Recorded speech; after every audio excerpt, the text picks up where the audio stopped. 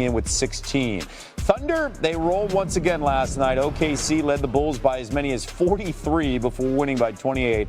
SGA going for 27 and 12 assists in the victory. Oklahoma City has won 10 straight. It's the first season they've had multiple 10-game winning streaks. C's, well, the defending champs have won 9 in a row after beating the Grizzlies by 14 Monday night. It was their 24th game with 20-plus threes. That's the most such games in a season in NBA history. Jason Tatum went for 25, 14 boards in the win. Now, Oklahoma City now up to 63 wins this season, second most in franchise history. It can tie the club record by the 95-96 Sonics with the win tomorrow over the Pistons. Celtics coming off their first 6-0 road trip in franchise history. Their 32 wins on the road, tied for the most in the history of that storied franchise. Three-time NBA champ Danny Green joining us now on the program. So the Celtics and Thunder, they have the best odds to win their respective conferences. Danny, what's Boston's biggest concern that could prevent them from winning the East in your mind? For me, I mean, they're just the juggernaut of the East. The only thing that concerns me is their health. And it starts with Porzingis. He is a big key X factor in what they do. And he has been in and out a lot of the lineup some this year. They've had a couple injuries. Jason Tatum had ankle injury. Jaylen Brown's had a few. But, Drew Holiday. So they need full health. Al Horford, another big piece that come off the bench for them. So they need Porzingis and Al Horford especially, healthy, clicking on all cylinders, and have everybody right. In order to beat a Cleveland Cavaliers team in a 7-game series, you need everybody and all hands on deck. Porzingis questionable, of course, for tomorrow night's post-illness reconditioning here. So let's go to the other side, Danny. What's OKC's biggest weakness that could keep them from winning the West? Another juggernaut, man. They're the best team. I don't think there's anybody close to them. But when I look at it, and I think everybody else, their biggest concern is the inexperience. The lack of not being there and not done it. They haven't been on the big stage yet. They have all the pieces. They have the depth, but they're still very young. And their youth is the reason why people are not so trustworthy in them. Jalen Williams is very young. Shea is young. Chet is young.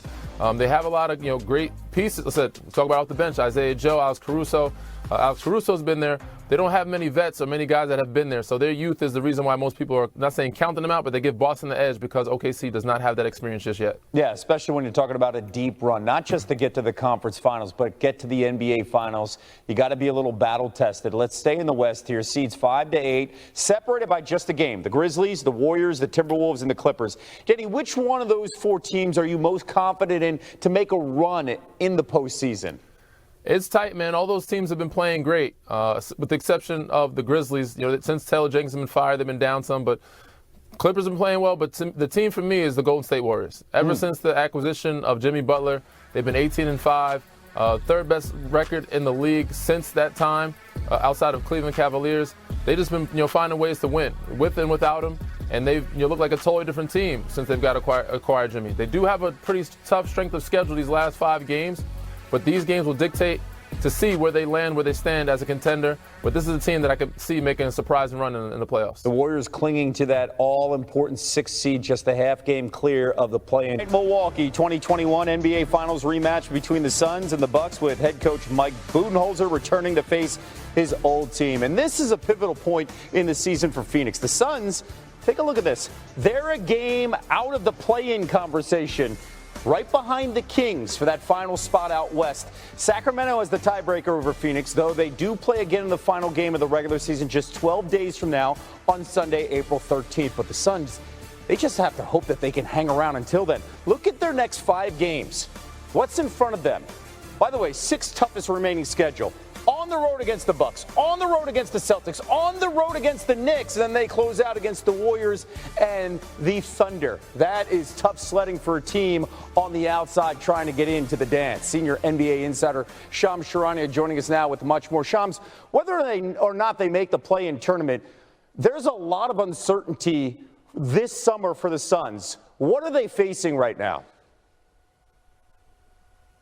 Kevin, barring a miracle, which as you just laid out right there, it'll take a miracle.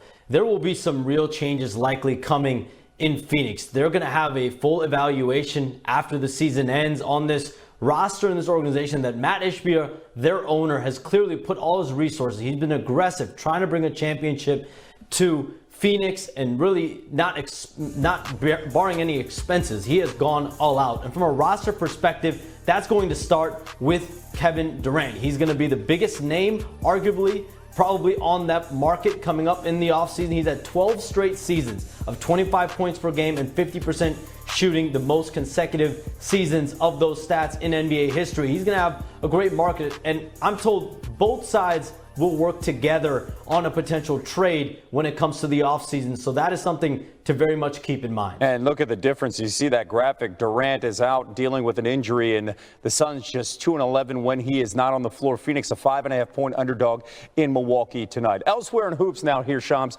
You broke this story. Notre Dame star Olivia Miles, projected by many to be the second overall pick in this month's WNBA draft, deciding that she's just going into the transfer portal. She's not going to the WNBA draft. What more can you tell us about the 22-year-old's decision?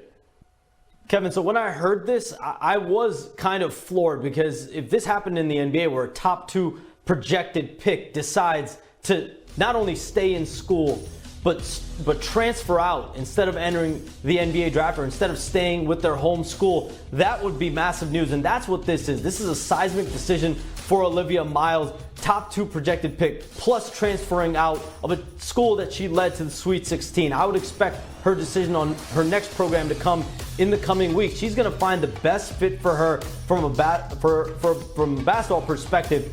And this is something, Kevin, we have to keep in mind. The WNBA is set for a new collective bargaining agreement over the next year or so. And that's something she is keeping very much in focus, seeing how that plays out. And in the meantime, she takes advantage of significant NIL money opportunities, as well as potentially increasing her draft stock and potentially being the number 1 pick. Keep in mind, Miles averaged 15, 5, and 5 this past season as the Irish reached the Sweet 16. Shams, thank you so much. When you look at Miles' career, how about this? Averaging at least 10, 5, and 5 over the last 3 seasons. Only Sabrina Ionescu and Caitlin Clark have more such seasons over the last 25 campaigns. Tony and Mike have much more in tonight's PTI bonus topic. All right, Wilbon, what is your biggest takeaway from Olivia Miles returning to college?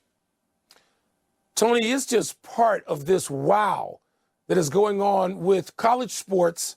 And in particularly now, we see the major changes, almost tumultuous ones in women's college basketball. Because you've got high-profile young women who can now stay in college and get paid major dollars, and may get paid more than they would make in the WNBA next year. It's not an either or. It could be or, but you can make money by staying in college. So if you look at somebody like Haley Van Lith, who according to some accounts is making about $750,000, this year to be in college and play. Well, Olivia Miles, who's thought by many to be the best point guard in college basketball, she now has those options at her disposal.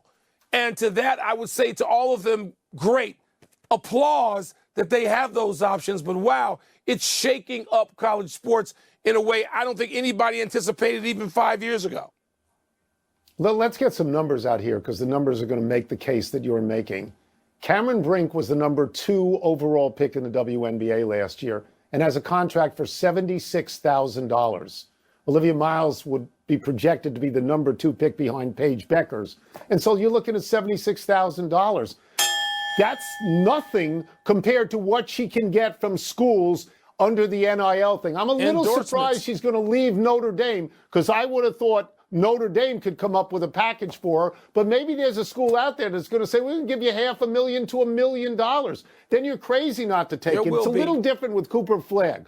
Cooper Flagg can make as much, I think, as $14 million if he's the overall number 1 pick in his first year. But Duke could raise that easily. If Cooper Flagg wanted to stay and somebody matched the money or gave him more money because he wanted to take 1 more year to mature his body, that would make a lot of sense to me, though not to others. Not to you. You've always said get the second contract as quickly as possible. But you're right about the tumultuous change in the landscape, and maybe more so in women's